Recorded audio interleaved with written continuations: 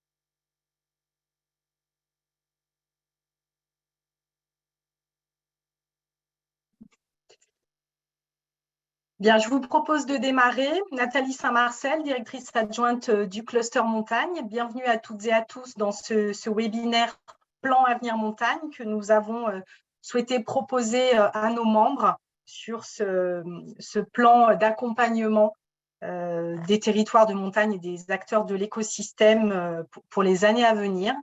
Je ne vais pas passer plus de temps. Sachez simplement que le webinaire est enregistré, que le support de présentation vous sera adressé à l'issue de cet échange, que vous pouvez bien sûr intervenir dans le fil de discussion et nous essaierons de prendre vos questions dans la mesure du temps disponible. Et je me permets de passer tout de suite la parole à Nicolas Gouvernel. L'ordre du jour est assez chargé, beaucoup d'informations à diffuser, donc je vous propose d'enchaîner directement. Nicolas, à toi. Merci beaucoup Nathalie, bonjour à toutes et à tous. Je voudrais commencer par saluer les co-intervenants qui vont se succéder ce matin à mes côtés, et notamment tout d'abord les partenaires des 2 régions alpines, Vincent Bernard pour la région Auvergne-Rhône-Alpes et Nils Ginestou pour la région Provence-Alpes-Côte d'Azur, et puis également les partenaires qui nous accompagnent dans ce grand plan Avenir Montagne, Sébastien Schmitt pour Banque publique d'investissement, BPI France, Éric Guilpart pour la Banque des territoires, ainsi que Sylvain Charlot pour Atout France. Alors effectivement, présentation aujourd'hui à plusieurs voix de ce plan Avenir Montagne qui va bientôt fêter ses 1 an, puisqu'il a été annoncé par le Premier ministre Jean Castex le 27 mai dernier à Port-Saint-Maurice, et qui s'inscrivait bien évidemment dans un contexte de crise pour le secteur économique, des secteurs économiques de montagne, crise liée à la pandémie sanitaire bien évidemment, avec un effort de gestion de crise à ce moment-là, mais également de relance, et c'est un plan qui s'inscrit bien évidemment dans le grand plan de relance de la France et de transition. Et c'est pour ça que c'est très intéressant, et peut-être que Nathalie, tu peux défiler tout de suite la première diapositive. Peut-être encore un peu après.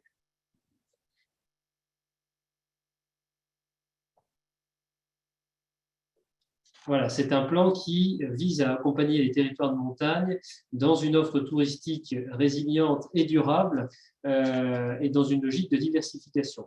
On est très clairement sur une priorité à la relance de ce tourisme de montagne dans un sens effectivement plus durable et résilient, alors qui répond notamment à trois ambitions. D'une part, la diversification de l'offre touristique et la recherche de nouvelles clientèles. D'autre part, l'accélération de la transition écologique de ces activités touristiques. Et bien sûr, en toile de fond, la rénovation de l'immobilier de loisirs et sa dynamisation pour enrayer la formation des lits froids. Ça, c'est vraiment les trois axes principaux de ce plan Avenir Montagne qui se décline en 14 mesures qu'on égagnera peu ou prou dans les différentes interventions de ce matin. C'est ce plan Avenir Montagne, 640 millions d'euros de crédit public pour la montagne, générant effectivement près de 1,8 milliard d'euros d'investissement pour ces territoires et qui viennent compléter déjà les 5,4 milliards d'aides d'urgence et de relance d'ores et déjà mobilisés.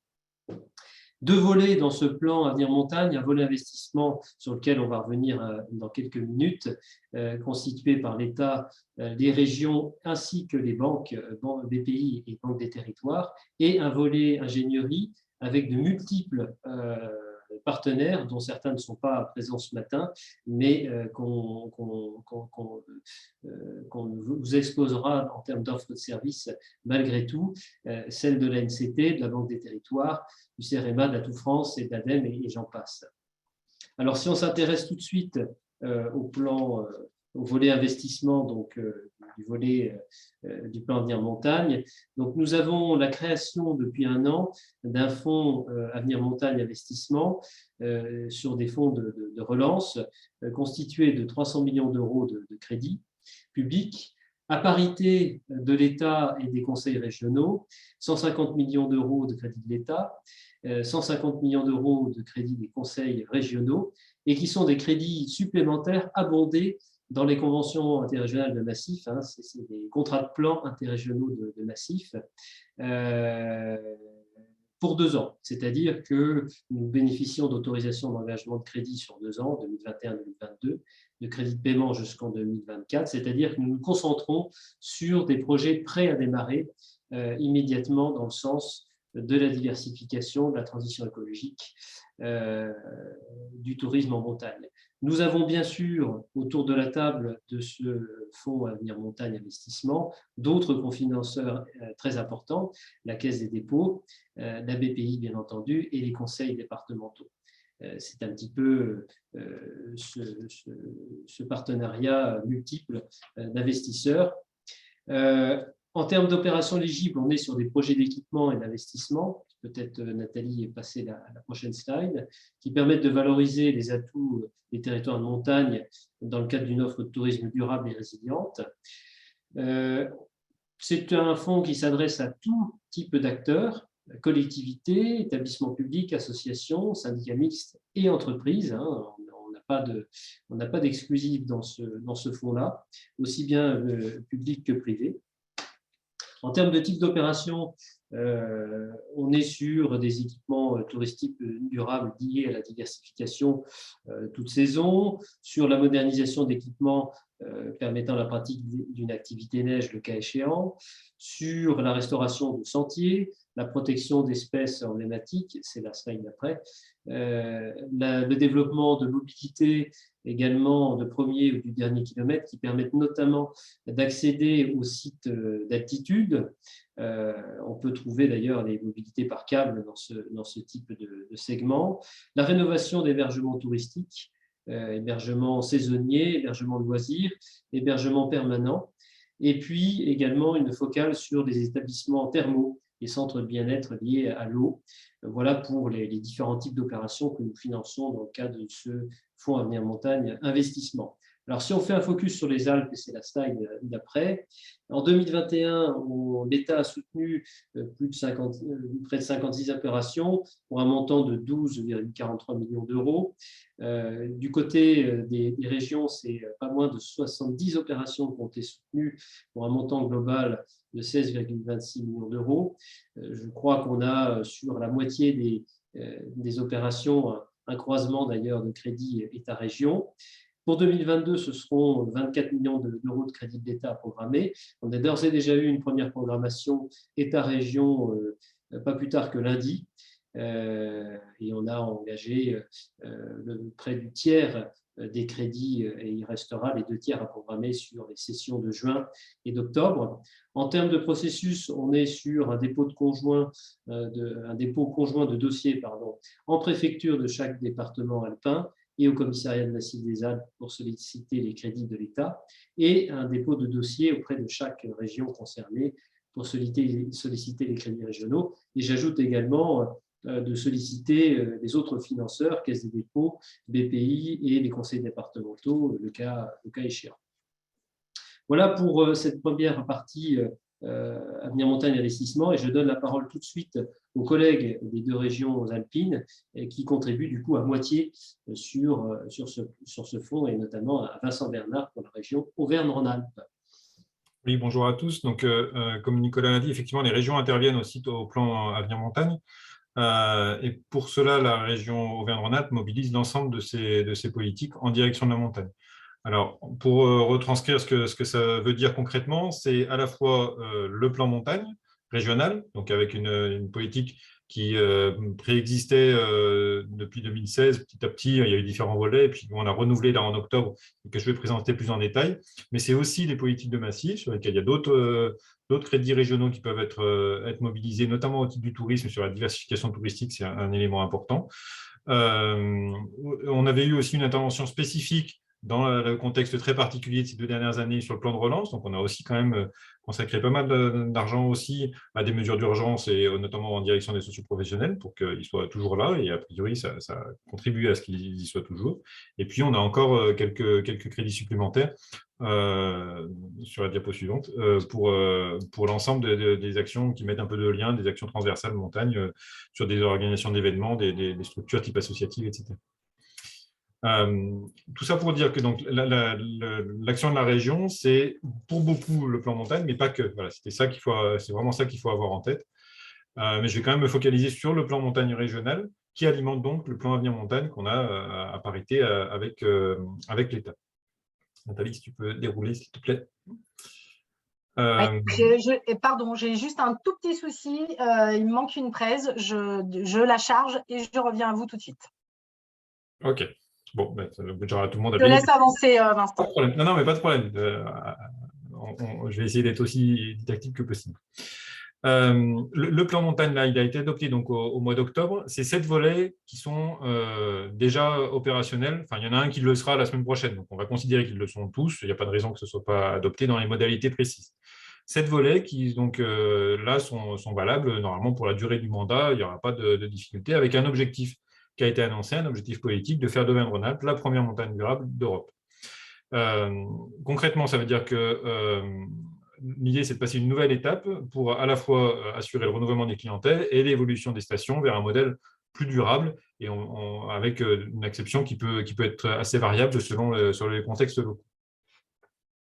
Donc, les 7 axes d'intervention, pour être rapide et efficace, on a un volet qu'on appelle l'accompagnement de développement durable des stations. Concrètement, ça veut dire intervenir sur tout ce qui concerne l'efficacité énergétique de l'outil station à proprement parler, pour tendre vers des stations dites zéro émission. Concrètement, ça veut dire à la fois intervenir sur le renouvellement d'éclairage public, sur la production d'énergie renouvelable, sur les systèmes de monitoring, sur les véhicules hydrogène aussi du domaine skiable. Et à titre d'illustration, je citerai par exemple les prototypes de dameuses hydrogène, notamment ceux de l'Alpe d'Huez. Là, c'est passé récemment dans la presse, le projet de Jessica, mais il y en a d'autres qui vont émerger. Et puis, ce n'est pas forcément que les dameuses aussi, il peut y avoir d'autres types de véhicules. Donc, ce type-là, notamment les mobilités propres et tout ce qui est efficacité énergétique de l'outil station, c'est quelque chose sur lequel il peut y avoir une intervention de la région. Deuxième volet important, tout ce qui tourne autour de la diversification à proprement parler de l'offre touristique des stations, plutôt sous l'angle d'attaque d'équipements touristiques complémentaires au ski et utilisables sur au moins 2 saisons. Là, on parle de tyroliennes géantes, de luges 4 saisons, de stations de trail, d'équipements ludiques, de passerelles himalayennes, des choses comme ça. On en a fait, je pense par exemple, dans les projets qu'on a dans les cartons, il y a par exemple la luge de la Norma qui devrait voir le jour prochainement et qui effectivement émergera aussi au titre du plan Avenir Montagne. Ça, c'était le deuxième volet. Le troisième volet, c'est un volet plus classique qui concerne la pérennisation, la sécurisation de l'enneigement, donc la pérennisation de la saison hivernale en sécurisant l'enneigement. Donc là, c'est le volet le plus connu du plan montagne, mais qu'on a reconduit tel quel en resserrant un petit peu les aides financières. Mais globalement, c'est le même principe. On intervient et sur les retenues collinaires et sur la production de neige à proprement parler, donc tout ce qui est canon et réseaux qui vont avec. Un autre volet concerne, alors je ne vais pas m'étendre plus que ça sur l'apprentissage du ski et la découverte de la montagne. En gros, c'est qu'on finance les frais de transport des enfants qui partent en classe de neige ou en cyclo-ski. Alors, c'est la seule dépense en termes de fonctionnement, contrairement aux autres qui sont tous en matière d'investissement. Donc, ça concerne peut-être moins les adhérents du cluster. Donc, je ne vais pas m'étendre davantage, mais c'est un sujet qui fonctionne bien en tout cas. Le but aussi, c'est de soutenir les centres de vacances. Donc, là aussi, c'est sur l'activité des centres de vacances. Et puis, on a un volet qui est juste après d'ailleurs sur la réhabilitation et l'amélioration des centres de vacances à proprement parler sur les bâtiments. Donc là aussi, c'est quelque chose sur lequel on intervient fortement. Et puis, les derniers volets, on a une aide spécifique sur les petites stations. Donc là, c'est plus des projets assez ponctuels sur d'investissements structurants, souvent les foyers de ski de fond, les salles hors sac, les choses comme ça. Puisqu'on va aussi sur des sites plus petits, notamment les sites nordiques, sur lesquels on n'est pas forcément sur le même type d'équipement. Et à la fois, c'est un impact local fort, à la fois, ce n'est pas le même type d'équipement que des gros équipements de diversification, comme on a pu voir sur les précédents volets. Et puis, le dernier volet, c'est tout ce qui est ascenseur valéen. Alors là aussi, c'est des gros équipements, mais qui prennent du temps à sortir. Il y a plein de projets dans les cartons, alors qui ne verront sans doute pas tous le jour, mais qu'il faut donc prendre le temps de préciser sur leur contenu et leur faisabilité. On en a déjà fait quelques-uns, je pense à Aurel Val Thorens, la réhabilitation du funiculaire de Bourg-Saint-Maurice-les-Arcs, aux Allemands ou Bride-les-Bains, et puis il y en a d'autres, Bozelle-Courchevel ou ceux de Saint-Gervais qui devraient voir le jour prochainement, très probablement. Là, c'est des aides assez conséquentes en investissement sur les équipements à proprement parler. Mais vous avez vu, parce que Nicolas l'a abordé un peu juste avant, c'est que la question des ascenseurs valéens notamment et tout ce qui est mobilité alternative, c'est quelque chose qui a plusieurs sources de financement possibles, que ce soit dans la phase amont, dans les études de faisabilité et de fiabilisation du projet, ou dans la réalisation concrète de l'affaire. Voilà. Et puis, pour terminer, avoir en tête aussi que la politique région en direction de la montagne, c'est aussi d'autres interventions. Au titre du tourisme, je l'ai dit rapidement tout à l'heure, sur le développement des filières d'excellence, notamment tout ce qui est activité pleine nature. Alors là, je suis un peu plus prudent parce que les cadres d'intervention de ce mandat-là ne sont pas encore posés. Ils vont l'être normalement dans les mois à venir, dans les semaines à venir, normalement d'ici l'été, si tout va bien. Mais il y aura quelque chose dans la continuité de ce qui se faisait précédemment, sur l'itinérance, sur le thermalisme, sur le tourisme 4 saisons, et tout ce qui est outdoor pour faire ça. Et puis, il y a d'autres interventions au titre de l'environnement, au titre de l'économie, au titre des sports aussi. Alors, on est plus sur les grands événements, mais on intervient fortement sur le Courchevel-Méribel 2023, par exemple, plus évidemment les aides agricoles sur le pastoralisme et l'agriculture de montagne. Bon, je ne rentre pas forcément dans le détail de toutes ces interventions-là, parce que ce n'est pas forcément la cible aujourd'hui, mais sachez que c'est un spectre large d'intervention de la région en direction des territoires et des acteurs de montagne. C'est bon pour moi. Merci beaucoup, Vincent. Peut-être effectivement côté région Provence-Alpes-Côte d'Azur avec Nils Ginestou. Oui, bonjour à tous. Merci de l'invitation. Je vais attendre juste quelques secondes que mes trois malheureuses slides de présentation apparaissent à l'écran. Mais pour démarrer dans une forme de parallélisme aussi avec ce que vient de dire Vincent, c'est de noter qu'une politique de la montagne doit se comprendre comme une politique spécifique à la montagne et non pas comme une politique régionale sur les territoires de montagne. C'est quand même important de noter quand une région aide une entreprise, construit un lycée sur le territoire de montagne, elle le fait pas au titre d'une politique de la montagne, elle le fait au titre de ses politiques générales, de ses compétences générales. Donc, on a évidemment un point de vue et une action qui doivent répondre à des enjeux particulièrement spécifiques.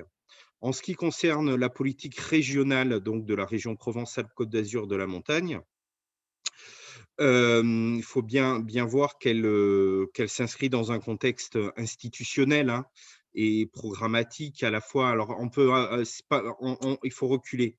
C'est comme on m'a limité à 4 diapositives. Voilà, je vais un peu parler d'abord sur ce contexte qui est bien de s'inscrire déjà dans un contexte législatif, à savoir la loi montagne, qui a été actualisée fin 2016, loi de modernisation, de développement et de protection des territoires de montagne, qui met en place un certain nombre d'instruments. Et ces instruments, d'ailleurs, on va le voir par rapport au Fonds Avenir Montagne, s'appuie sur la Convention interrégionale de massif des Alpes, qui, elle, est justement un des outils développés par la loi montagne. Elle s'appuie évidemment sur ce volet interrégional et européen, parce qu'on mobilise aussi des fonds européens, notamment en lien avec la diversification touristique. Et elle s'appuie bien sûr sur des outils propres, des politiques régionales dédiées. On le verra, c'est ce que j'appellerais les contrats Station 2030. La politique régionale de la montagne a été redéfinie en décembre 2021, puisqu'il a été annoncé le lancement d'un plan montagne 2021-2027 doté de 200 millions d'euros, 100 millions pour les vallées et 100 millions d'euros pour les stations.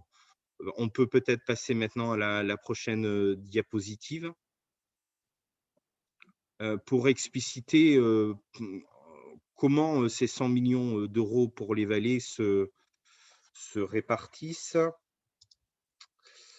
Donc, si on peut dérouler la prochaine diapositive parce qu'elle est très visuelle. Voilà, donc ces 100 millions pour les vallées, vous voyez, elle s'appuie sur ce que je disais, sur cet outil programmatique, la Convention interrégionale du Massif des Alpes. Sur le plan Avenir Montagne. Alors, le plan Avenir Montagne est une partie, évidemment, hein, et les 19 millions d'euros, ça marque l'engagement de la région Provence-Alpes-Côte d'Azur sur 2021 et 2022.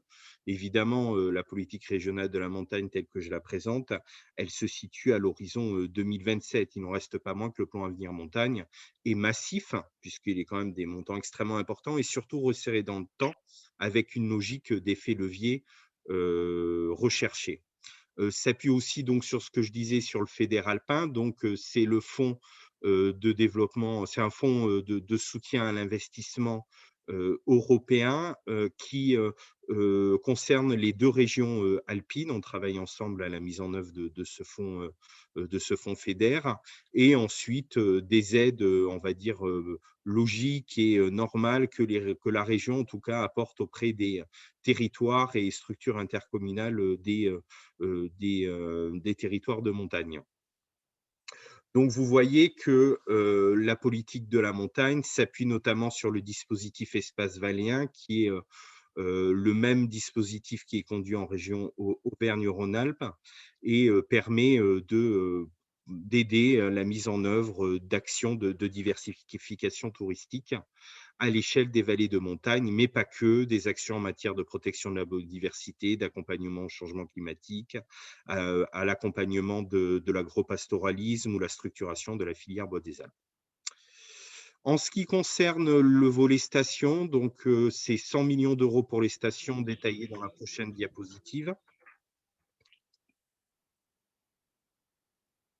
Voilà, c'est 100 millions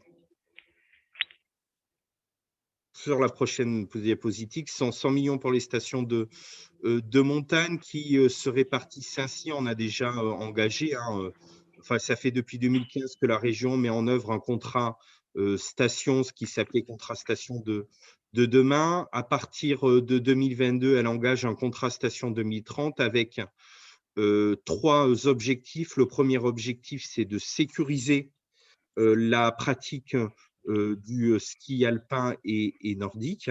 Le deuxième objectif, c'est de favoriser la diversification des activités. Le troisième objectif, c'est d'atteindre la neutralité carbone en 2030. J'insisterai dans cette présentation sur le contrat station 2030 avec une dotation financière quand même relativement massive à l'échelle des Alpes du Sud, qui pour mémoire, dont le chiffre d'affaires des stations ne représente que 13 à 15% de l'ensemble du chiffre d'affaires des stations françaises.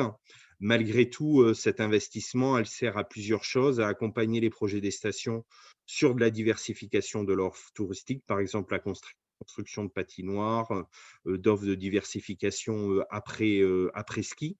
L'innovation en faveur de la sobriété énergétique, la consommation et raisonnée des ressources naturelles, la neutralité carbone des domaines skiables. Là aussi, on accompagne des projets de dameuses à énergie électrique et comme prototype de dameuses à hydrogène, notamment en lien avec la Compagnie des Alpes. Nous travaillons bien sûr sur l'amélioration qualitative du parcours client qui est, de notre point de vue, le nerf de la guerre. Plus une station sera en capacité d'être une station de montagne agréable à vivre, plus elle sera en capacité de se passer d'une offre ski alpin, on va dire, la plus complète et la plus lisse et sécurisée possible. De pouvoir évidemment, malgré tout, conforter ces pratiques-là, notamment grâce à l'équipamentation en neige de culture du maximum de domaines skiables. À ce titre, la région a conduit une étude climatique avec l'outil ClimSnow qui permet d'avoir jusqu'à l'horizon 2057, piste par piste, des modélisations d'enneigement en fonction de différents scénarios climatiques. Et enfin, une action pour réhabiliter les centres de vacances communaux et intercommunaux dans la même logique que la région Auvergne-Rhône-Alpes, permettre l'accessibilité des séjours de classe découverte des jeunes sur le territoire de la région.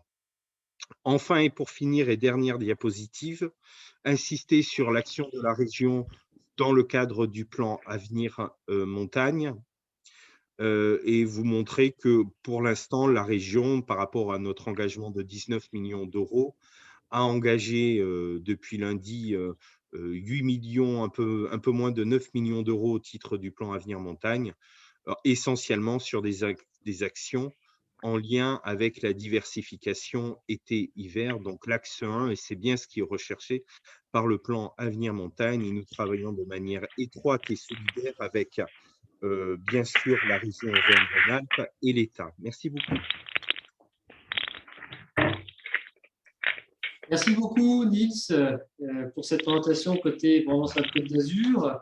Peut-être donner la parole maintenant à BPI France avec Sébastien Schmitt. Oui, bonjour à toutes et à tous. Écoutez, je suis extrêmement ravi de pouvoir participer à cette réunion en digital. Moi, je vais vous présenter les mesures de BPI France à destination du plan de soutien au secteur du tourisme.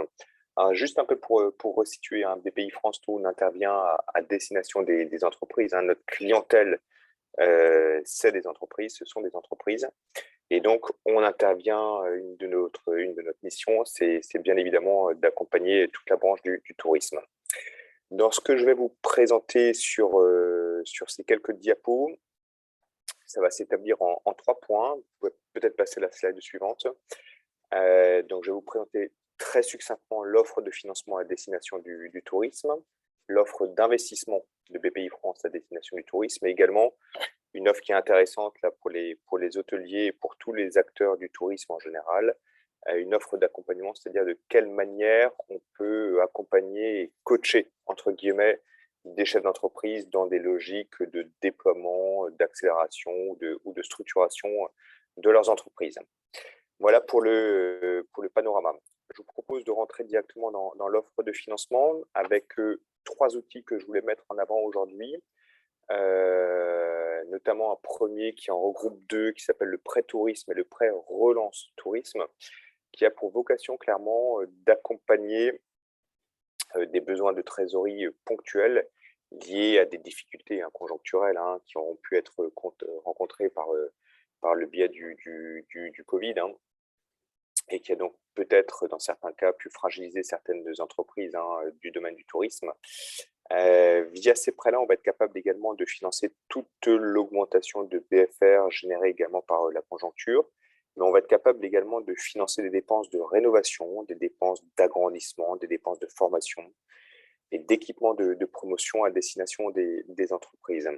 C'est donc un crédit qui se met en partenariat avec les banques. On le fait toujours en partenariat, ce crédit, tout comme d'ailleurs tous les autres crédits de BPI France qu'on adresse aux sociétés. On le fait toujours en partenariat sur des crédits qui s'appliquent sur des montants compris entre 50 000 € jusqu'à 2 millions d'euros. Donc, on a vraiment une assiette, on va dire, assez large. Et c'est un crédit surtout qu'on fait en partenariat avec la Banque des Territoires, parce que c'est la Banque des Territoires qui nous dote de fonds pour pouvoir effectivement mettre à disposition cette offre de crédit, cette offre de prêt à destination des sociétés du tourisme. Alors, en termes de modalités, très rapidement, c'est donc un crédit qui s'étale sur une période de 2 à 10 ans avec un différé de remboursement qui peut aller jusqu'à 24 mois maximum à l'intérieur de cette période. C'est-à-dire que si on fait un crédit sur 10 ans, ça sera 2 ans de différé de remboursement plus 8 ans de phase de remboursement, ce qui fait bien un total de 10 années de crédit. C'est un prêt qui bénéficie d'une aide d'État relevant du régime dit de minimis concernant le prêt tourisme traditionnel, et concernant le prêt relance tourisme, là on est sur un régime spécifique, et donc le régime France Covid-19. Voilà un peu sur les grandes modalités de ce prêt. Encore une fois, là-dessus, moi j'ai vraiment les équipes de BPI France Alpes qui sont vraiment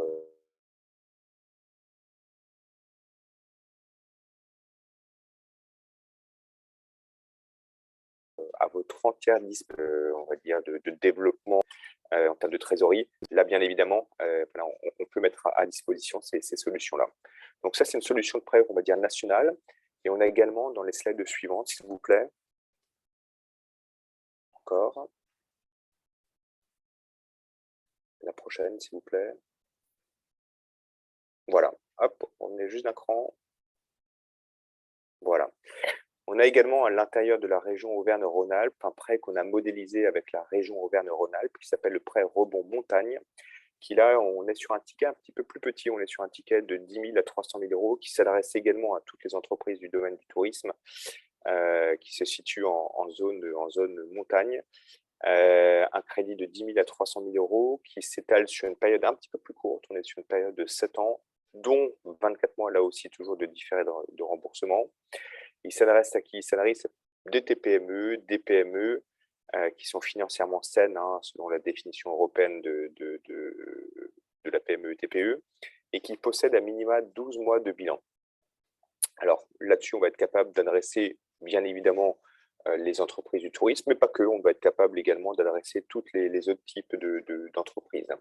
C'est un prêt qui a un taux bonifié, on est sur un taux 0 sur ce concours-là, et il va financer des besoins de trésorerie ponctuels ou encore une fois une augmentation du besoin en fonds de roulement généré par la conjoncture. Là aussi, c'est des concours qu'on met en place de manière assez massive grâce au partenariat que nous avons avec la région. Et retenez bien que vraiment la finalité, c'est vraiment renforcer la trésorerie des entreprises. C'est vraiment ça, cette finalité. Les prêts sont cumulables, c'est-à-dire qu'on peut tout à fait empiler, entre guillemets, un prêt tourisme national avec un prêt rebond montagne aura. Il n'y a aucune problématique par rapport à ça. On peut effectivement les empiler, si tant est qu'on respecte bien toujours ce plafond de règles de minimis. Voilà en termes de dispositifs particuliers de prêts et d'offres de financement qu'on peut faire dans le cadre du plan tourisme de BPI France. Si on passe sur les slides suivants, pour aller sur mon point numéro 2, on a donc une offre d'investissement où là, BPI France ne va pas intervenir en tant que prêteur, mais on va plutôt intervenir en tant que presque investisseur avec 2 produits spécifiques liés à notre offre d'investissement. La première qui s'appelle le fonds FAST, qui est un fonds d'avenir soutien tourisme. où là, on va être dans une logique, on va dire, d'obligation convertible. Pour faire simple, on va être sur un crédit in fine, qui s'étale sur 8 ans, où pendant 5 ans, l'entreprise ne rembourse pas son crédit.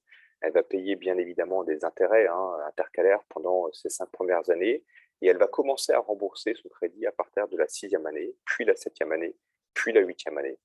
C'est un crédit vraiment qui va s'adresser plutôt, on va dire, des PME qui ont été secouées effectivement par cette crise de Covid et qui souhaitent maintenant mener un projet de redéploiement d'entreprise encore une fois, dans le domaine du tourisme.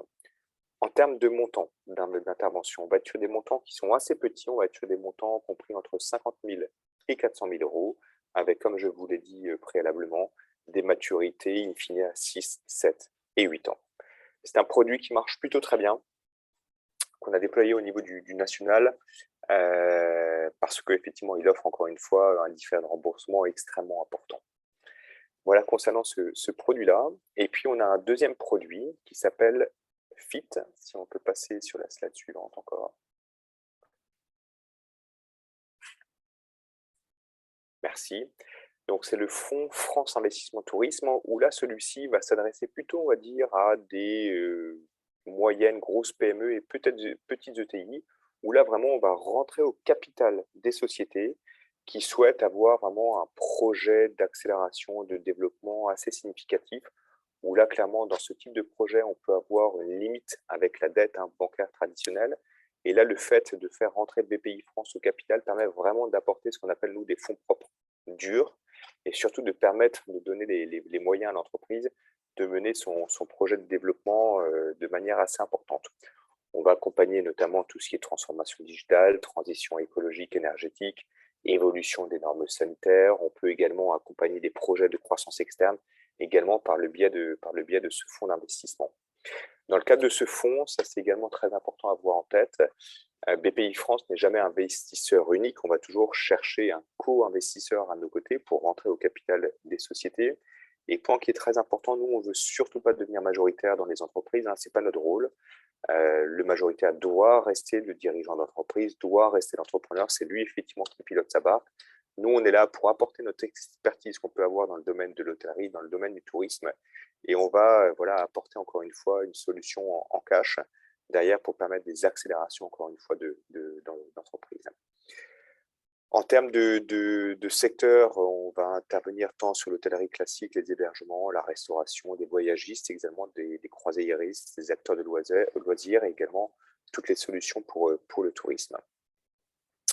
Voilà ce que je pouvais vous dire au niveau des solutions d'investissement en haut de bilan côté BPI France. Enfin, troisième brique d'intervention de BPI France dans le domaine du tourisme, merci, c'est l'offre d'accompagnement. Ce qu'on a assez vite constaté et remarqué chez BPI France, c'est que injecter du carburant dans les entreprises, c'est-à-dire y injecter du cash, que ce soit sous forme de prêt ou sous forme d'investissement en haut de bilan, encore une fois, c'est bien, mais ce n'est pas suffisant. Ce qui est important également, c'est de pouvoir également accompagner les entrepreneurs et les chefs d'entreprise, c'est-à-dire être capable, en plus du carburant, d'y mettre également un GPS et puis de permettre aux entreprises et aux entrepreneurs surtout de les accompagner, de les guider et de les coacher via une offre de conseil BPI France qu'on est capable de déployer spécifiquement à destination du tourisme. Si vous pouvez passer sur la slide suivante.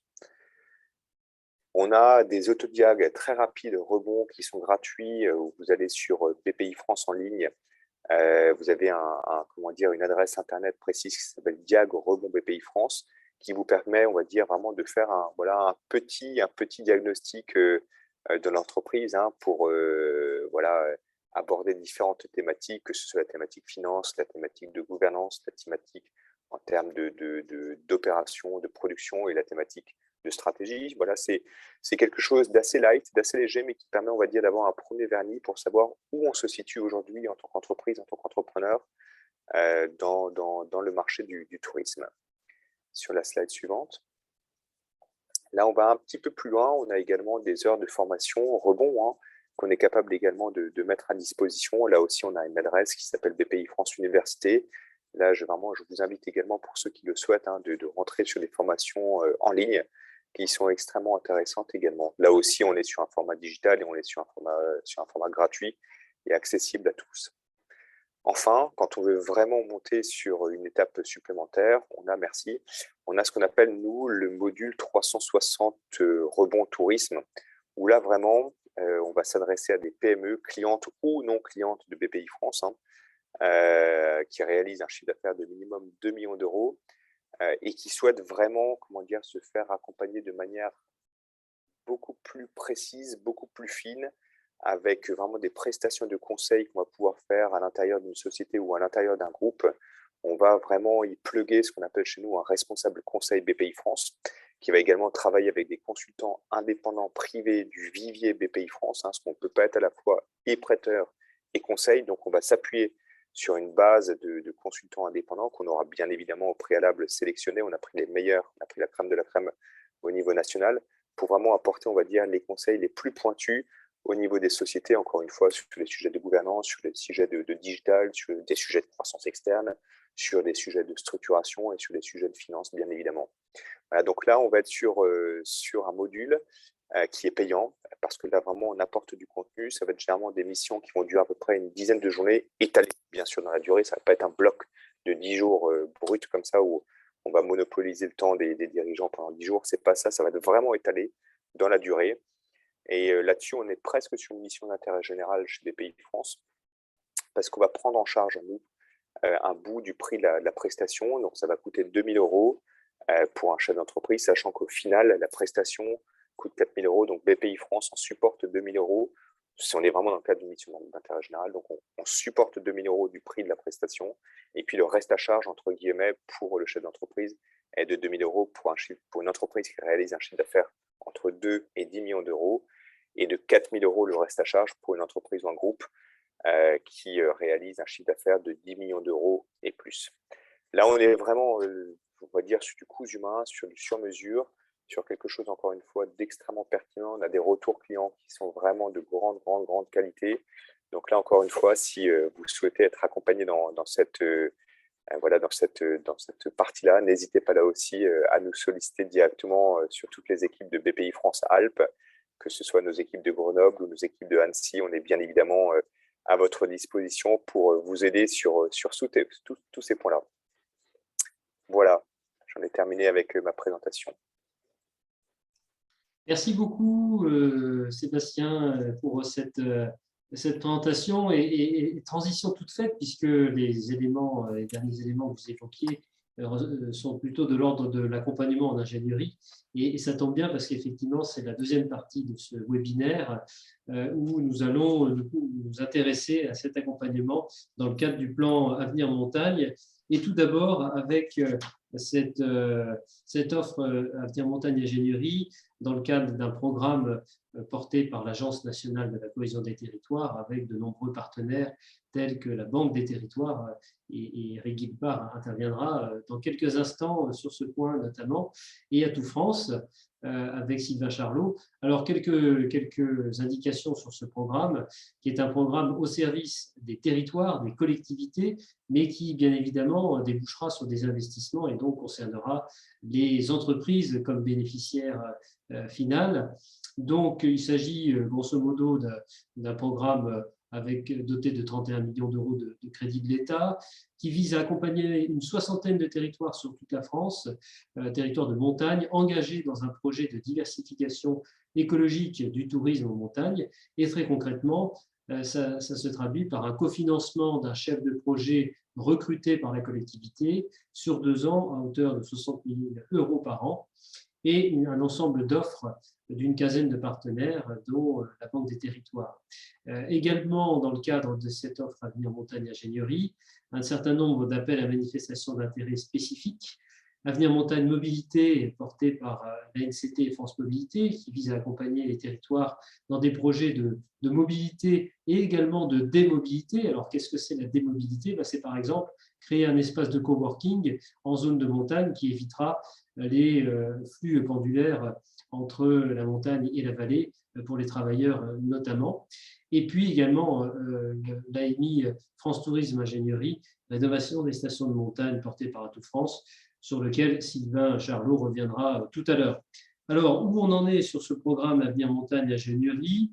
aujourd'hui une première série de 32 territoires sur tous les massifs français eh bien, a été lauréat. Donc, s'agissant des Alpes, nous avons 8 territoires qui sont d'ores et déjà en train de mettre en œuvre leur projet de diversification et de transition écologique.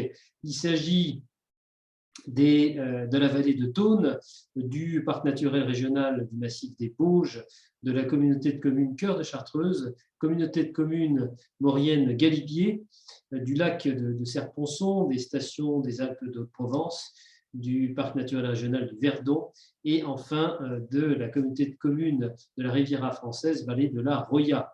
Donc une première série de 8 territoires, vous voyez, qui sont également répartis sur l'ensemble du massif des Alpes, du nord au sud, et qui fera l'objet très prochainement, dans les tout prochains jours, d'une annonce d'une nouvelle série de lauréats.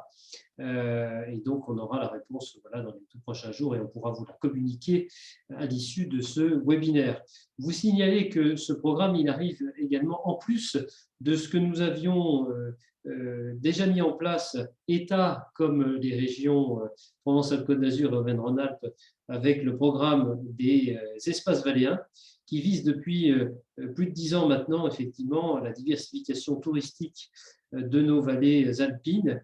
Et vous signalez avec cette carte qu'il y a 39 espaces valléens prévus pour la période pluriannuelle 2021-2027. Et donc, tous ces territoires sont autant de territoires de projets et qui, naturellement, eh bien, occasionneront des investissements soutenus par la Convention interrégionale du Massif des Alpes et le Fonds de développement économique régional européen des Alpes sur des projets de diversification touristique toute saison. Et donc, voilà, c'est pour vous indiquer que dans les Alpes, plus qu'ailleurs, cette question de la transition et de la diversification est au cœur des projets de territoire et occasionneront au cours de ces prochaines années des opérations d'investissement, d'équipement qui feront des entreprises des bénéficiaires finales. Voilà pour ce que je voulais vous en dire. Je passe tout de suite la parole à Éric Guipard pour l'offre de la Banque des Territoires dans ce cadre d'ingénierie. Merci. Est-ce que vous pouvez me confirmer que vous m'entendez? Parfaitement bien. Bien, c'est tant mieux parce que parfois j'avais des petits problèmes avec Zoom.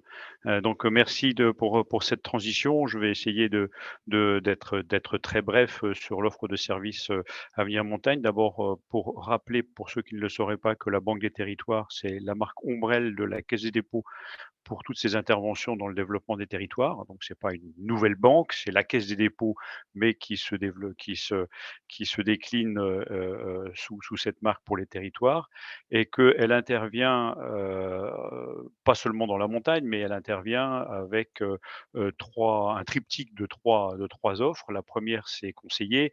C'est ce dont nous allons parler aujourd'hui, donc c'est de l'ingénierie. La deuxième, qui est très importante pour nous, qui est un peu le cœur du métier de la Caisse des dépôts Banque des Territoires, c'est le financement.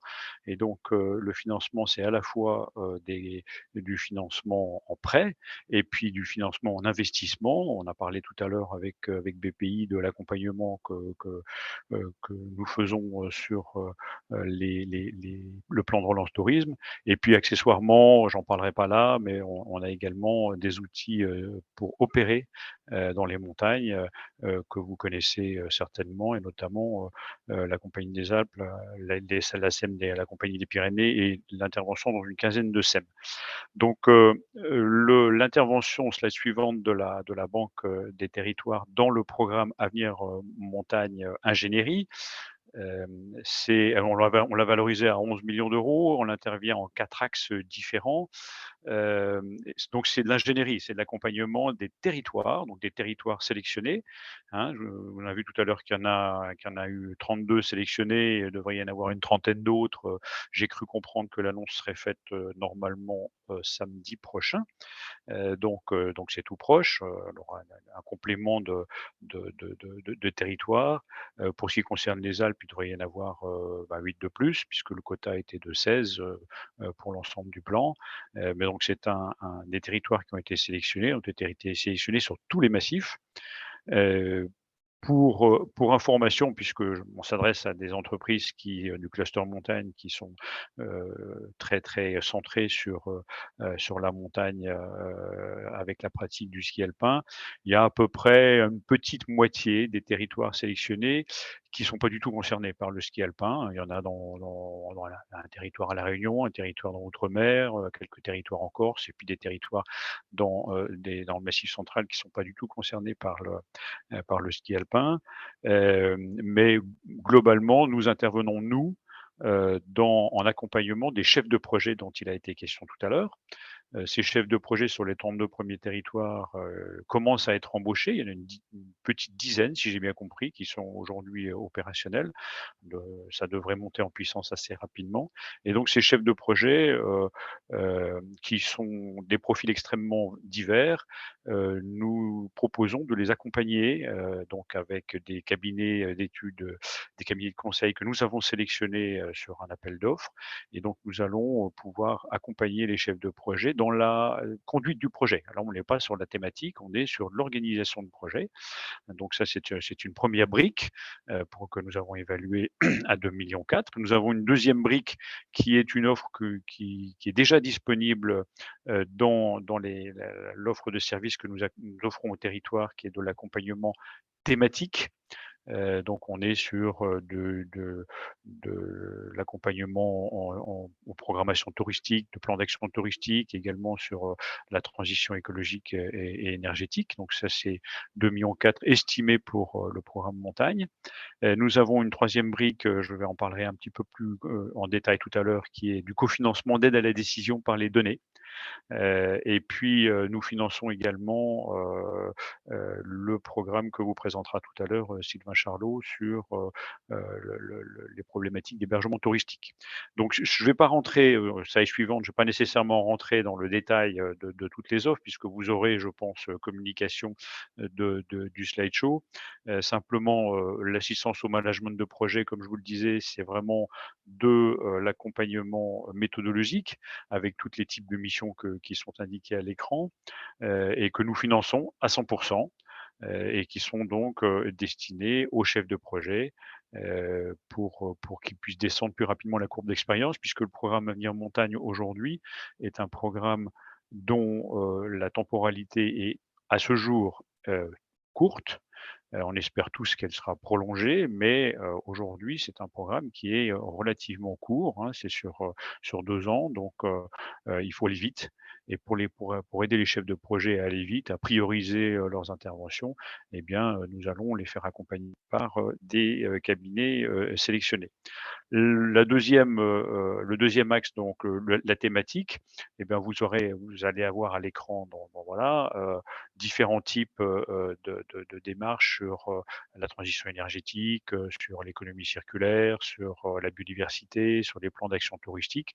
Là également, nous intervenons pour le compte des territoires, avec des experts qui permettent de mieux piloter des projets. Le troisième axe d'intervention qui va s'afficher à l'écran, c'est le cofinancement d'outils d'aide à la décision par les données.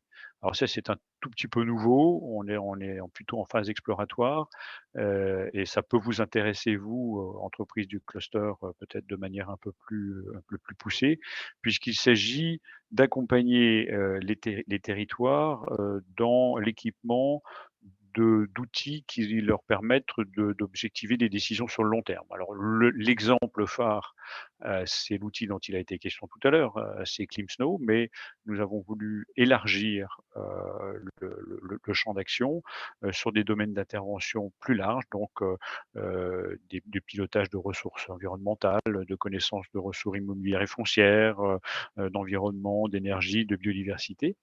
Donc ce sont des outils qui sont développés par des sociétés dont peut-être certaines d'entre elles sont membres du cluster. L'idée que nous avons, c'est que les collectivités puissent se doter de ces outils rapidement. Donc, il y a eu un certain nombre de critères de sélection. On n'a pas fait de liste d'outils, de liste limitative d'outils, c'est pas notre savoir-faire, mais on a quand même investigué, on a fait un benchmark sur une centaine d'outils existants aujourd'hui. Et l'idée, c'était de favoriser des outils qui soient d'abord disponibles, c'est-à-dire pas en phase de développement, hein, donc des outils immédiatement opérationnels, qui puissent être développés sur des coûts relativement maîtrisés. La plupart des outils que nous avons étudiés sont des outils dont l'installation coûte aux alentours, en moyenne, entre 10 et 12 000 euros. Donc, on est vraiment sur des choses extrêmement accessibles pour les territoires. Troisième point, il faut que la prise en main puisse être facile, c'est-à-dire que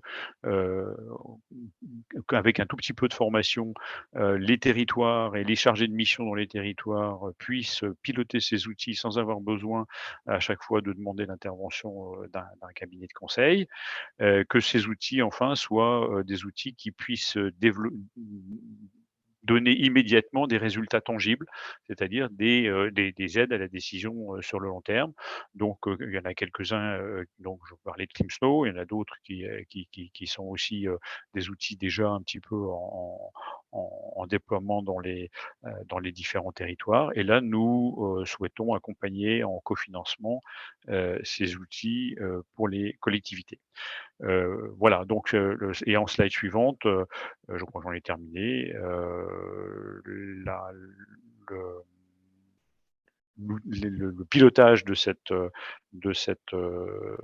intervention dans le programme montagne, il se fait via les directions régionales de la Caisse des dépôts, c'est-à-dire qu'en réalité, les territoires sont invités à prendre contact avec les directions régionales de la Caisse des dépôts. Et moi, j'interviens en appui des directions régionales sur tous les sujets que je viens d'évoquer. Je vous remercie. Merci beaucoup, Éric Guillepart, pour cette présentation très claire de l'offre de la Banque des territoires.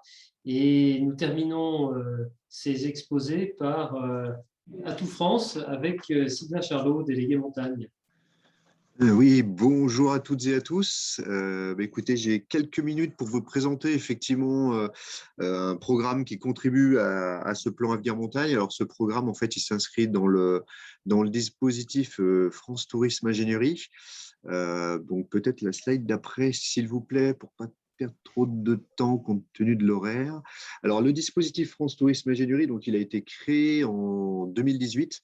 Et le principe est assez simple. En fait, on est sur un partenariat avec la Banque des territoires qui finance les différents programmes.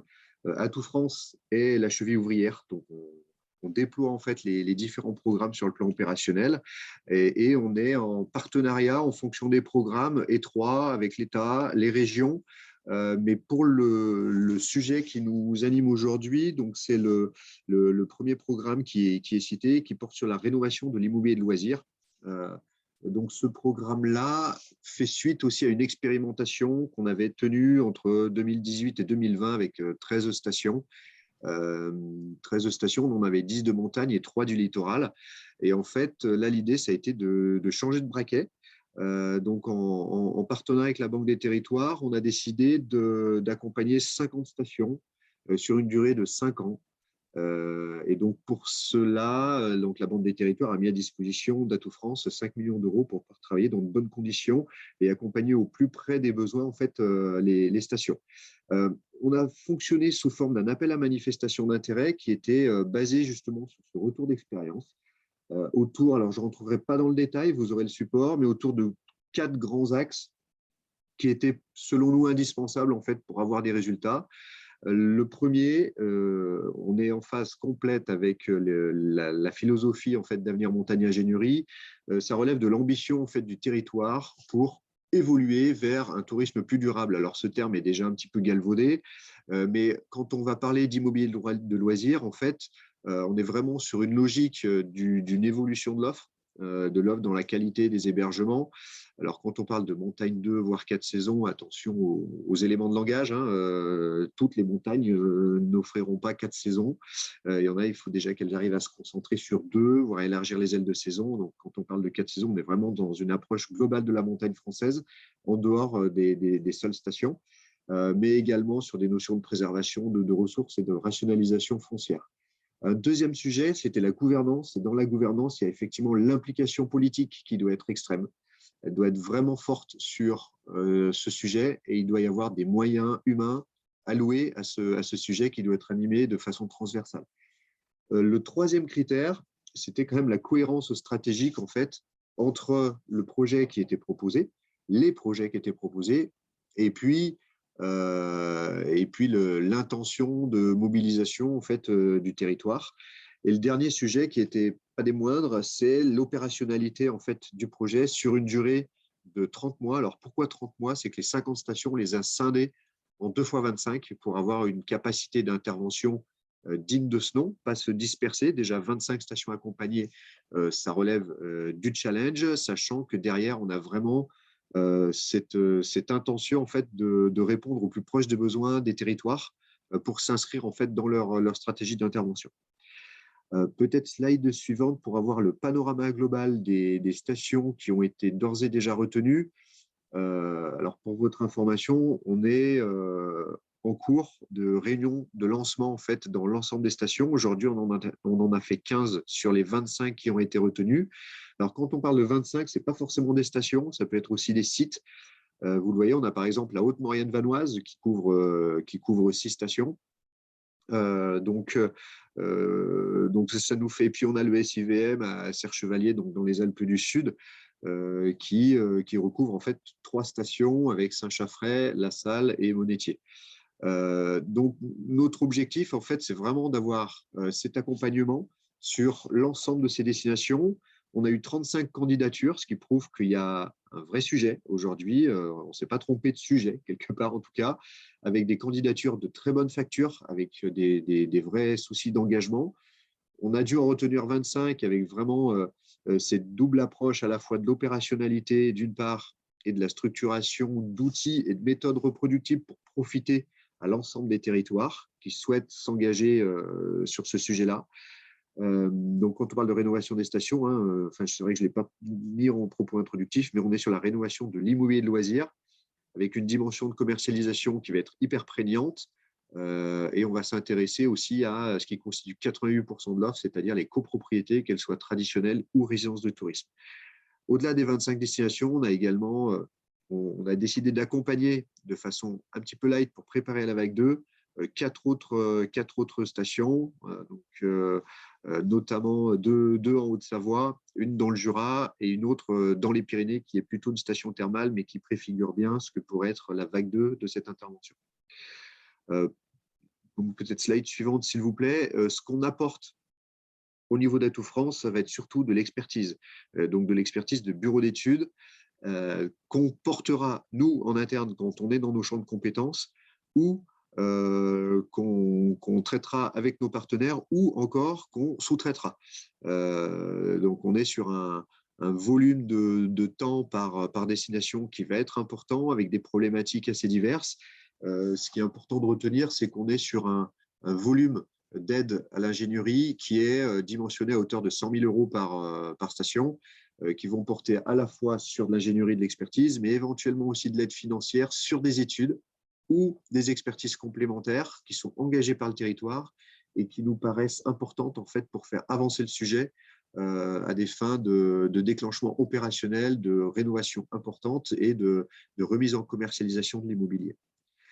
Peut-être la dernière diapo, ça vous permet d'avoir un regard un petit peu, donc ce sera celle d'après, voilà, un regard un peu panoramique de tous les besoins qui ont été exprimés et sur lesquels nous sommes attendus en matière d'accompagnement. Le premier axe, c'est vraiment le sujet de la connaissance et du dimensionnement du parc immobilier. Ça, c'est un incontournable. Donc là, on va mobiliser certains outils qu'on avait été amenés à développer en phase opérationnelle. Donc là, on est plutôt sur de l'intervention interne. On a aussi l'analyse des retombées économiques, c'est-à-dire 1 € dépensé, où va la dépense client. Ressortir un petit peu d'une ancienne étude qu'on appelait étude Contour à l'époque, qui datait de 2012, le fameux 1 € dépensé dans les remontées mécaniques égale 7 € de retombées sur le territoire. on l'a plutôt reconsidéré, en fait, ce volume-là. Et ça nécessite en fait d'aller un petit peu plus finement aussi pour mobiliser l'ensemble des acteurs dans le fonctionnement de l'écosystème station.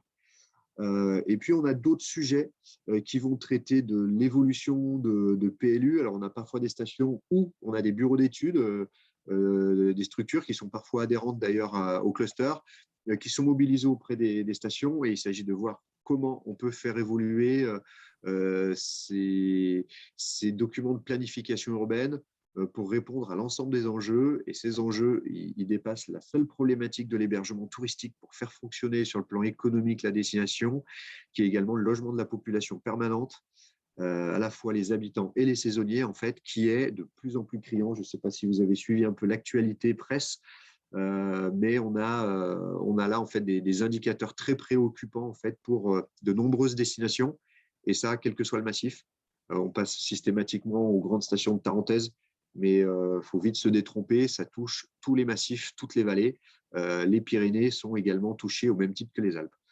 Le gros de notre intervention va vraiment porter sur l'accompagnement de la rénovation globale des copropriétés et des résidences de tourisme.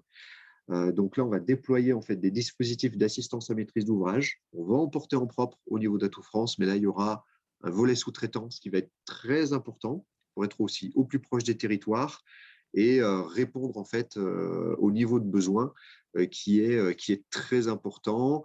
Et on a des sujets quand même assez touchy à traiter dans certaines stations.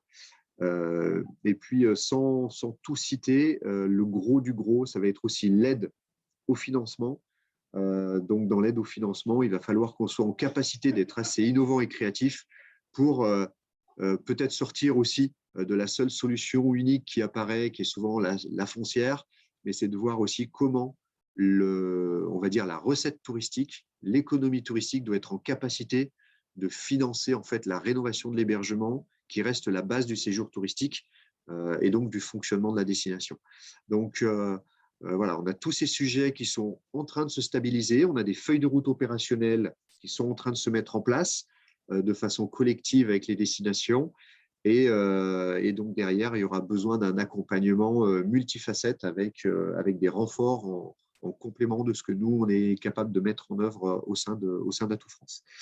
Donc voilà, je crois que j'en ai fini pour cette présentation. Je vous prie avant tout de m'excuser car je ne peux pas rester dans la visio car j'ai une contrainte ferroviaire qui m'attend. Voilà, j'espère avoir été suffisamment clair pour la présentation. Merci beaucoup, Sylvain. Et je redonne la parole à Nathalie. Oui, merci beaucoup. Merci, Sylvain. Je pense qu'on a été vraiment short time, mais j'espère que tu auras ton train. Merci à tous les intervenants. Merci à tous les intervenants. Je vous propose qu'on prenne quelques minutes pour échanger et faire remonter des questions qui ont été proposées dans le fil de discussion. Je veux bien m'en faire le porte-parole pour gagner peut-être un peu de temps. Et elle porte essentiellement sur la première partie et notamment le volet investissement du plan Avenir Montagne. Avec une question, par exemple, est-ce que les structures privées sont tout de même éligibles ou est-ce que ces dispositifs sont uniquement accessibles aux acteurs publics, aux collectivités? Je veux bien répondre sur cette première question. Hein. Comme je l'indiquais en préambule, c'est un fonds qui s'adresse aussi bien aux acteurs privés, donc aux entreprises, qu'aux acteurs publics. Donc, la réponse est très claire par rapport à ça. Très bien. Deux autres questions liées à la nature des projets. Le terme de projet structurant a été évoqué à plusieurs reprises. Qu'est-ce qu'on entend par projet structurant pour un territoire? Alors, Nils a parlé de patinoire, par exemple, mais voilà, qu'est-ce que vous entendez dans les critères par projet structurant et puis peut-être la volumétrie d'un projet de ce type-là? Est-ce qu'on a des critères assez détaillés, soit côté région, soit peut-être Nicolas? Je vais répondre un peu. Je crois qu'il n'y a pas de…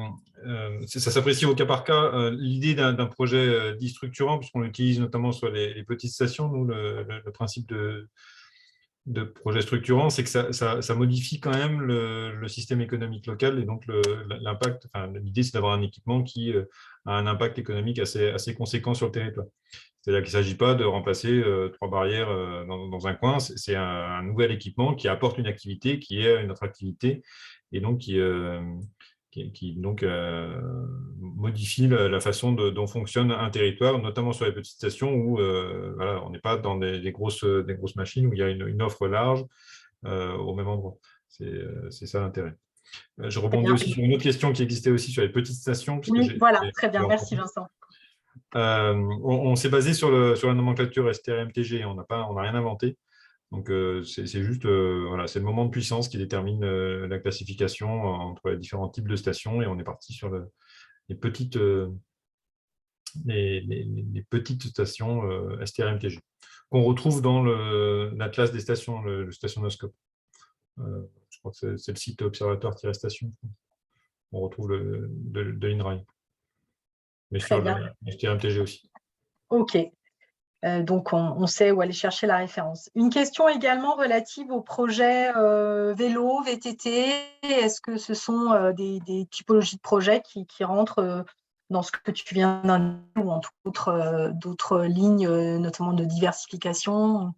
Pourquoi pas? Les projets vélo, VTT, on les retrouve plus souvent dans les projets territoriaux des espaces baléens, en fait. Donc, on n'est pas forcément sur un équipement, parce que des projets VTT, c'est plus systémique, et donc ce n'est pas forcément un équipement à proprement parler. Et à ce moment-là, c'est plus l'approche territoriale des espaces baléens, mais on peut très concrètement tout à fait intervenir, les uns les autres d'ailleurs, sur des projets liés au VTT ou au défoulement de l'offre vélo. Très bien.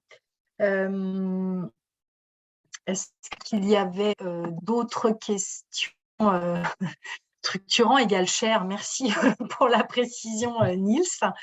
Je vais me faire peut-être l'écho d'une question de Patrick Grandery, donc président du cluster montagne, par rapport effectivement au rôle que le cluster pourrait et souhaiterait jouer dans cette interface entre les solutions, les expertises dont vous avez parlé et les différents volets de ce plan Avenir Montagne. Vous l'avez bien souligné, Eric l'a souligné, 2 ans, c'est très court. Il faut donc aller très vite pour atteindre les objectifs, sauf si ce plan est renouvelé, mais au moins on a une perspective à 2 ans. Et alors, je ne sais pas si c'est une question piège à l'attention de Nicolas ou d'autres, mais je pense que le cluster peut peut-être faire partie des acteurs, ou en tout cas des interfaces que vous pouvez avantageusement utiliser pour identifier les compétences et les expertises nécessaires à la mise en œuvre des différents projets que vous avez indiqués. Il n'y a pas de question piège, hein. Merci Nathalie. Effectivement, le plan Avenir Montagne, en tout cas dans son volet investissement, est annoncé comme d'une durée de 2 ans. On verra si c'est confirmé ou pas. Mais on voit bien qu'en cascade, dans les différentes composantes d'ingénierie, des temporalités sont plus longues. Et on ira effectivement quasiment jusqu'en 2024 pour certaines composantes en termes d'accompagnement des territoires, voire peut-être même au-delà, je crois, pour France Tourisme Ingénierie. Ce qui veut donc dire que sur l'ensemble de la grande période de programmation 2021-2027, on va avoir un accompagnement soutenu des différents territoires de montagne pour les aider en matière de choix d'investissement dans le sens de la diversification et de la transition écologique du tourisme en montagne. Et donc, on aura évidemment besoin de vous, Cluster Montagne, pour relayer régulièrement les informations liées à ces différents appels à manifestation d'intérêt, ces différentes offres. Également, on vous fera parvenir dans les prochains jours la liste complète à la fois des lauréats, des territoires lauréats, et notamment pour la seconde vague d'Avenir Montagne Ingénierie et la première vague Avenir Montagne Mobilité, mais également des projets retenus pour le fonds Avenir Montagne Investissement, qui permettra également à vos membres, à vos entreprises membres, et bien de voir quel type d'opérations précises ont été soutenues et leur permettront également de se rapprocher des territoires porteurs de ces projets, le cas échéant, pour effectivement enclencher ces dynamiques de transition, de diversification. Et puis après, effectivement, je voudrais signaler, je saisis l'occasion pour vous dire que dans le cadre du comité de Massif des Alpes, nous allons installer dans les prochaines semaines un nouveau groupe de travail dédié au développement économique qui sera bien évidemment un lieu d'échange et également d'incubation, nous l'espérons, de projets économiques, de développement économique, et naturellement que le cluster aura son rôle à jouer, sa contribution à apporter dans cet exercice. Merci beaucoup, Nicolas, pour ces précisions. Une dernière question, justement relative aux entreprises et à leur capacité de créativité et d'innovation. Je m'adresse peut-être plutôt aux régions. Est-ce qu'il y a toujours une politique ou est-ce qu'il y aura toujours une politique de soutien à l'innovation ou au développement économique comme il y a pu y avoir notamment côté Auvergne-Rhône-Alpes avec le volet accompagner mon innovation en montagne qui s'adressait là pour le coup directement aux entreprises? Très probablement. Je reste prudent parce que on est en début de mandat régional, donc il y a pas mal de recalage et de politiques qui sont en train de se définir en ce moment. Et en gros, d'ici l'été, on a le schéma régional de développement économique et de l'innovation qui est en cours de refonte. Et donc, c'est dans ce cadre-là qu'on y verra plus clair sur les dispositifs et les modes opératoires qui seront à l'œuvre. Mais c'est vraiment l'affaire de quelques mois, je dirais, maximum. D'accord. Niels ? En ce qui concerne la région Provence-Alpes-Côte d'Azur, comme je le disais en introduction, il faut bien différencier des politiques dédiées à la montagne, des politiques de droit commun de la région, qui est un acteur majeur du développement économique et qui a une action d'accompagnement de l'ensemble des entreprises dans leur capacité à innover, à mobiliser aussi des prêts, notamment garantis. Enfin, il y a tout un ensemble, un panel en tout cas de dispositifs qui leur permet de pouvoir sereinement être accompagnés par la région, en lien notamment avec les chambres de commerce et d'industrie qui sont des relais majeurs sur les territoires. Donc, mais dédié spécifiquement à la montagne, non, ça n'a jamais été le parti pris de la région Provence-Alpes-Côte d'Azur, voilà, sur en tout cas ce domaine d'intervention. Merci. Est-ce qu'il y a d'autres questions? Si apparemment non, donc bien sûr, comme indiqué, vous aurez accès à cette présentation et donc au contact des différents interlocuteurs.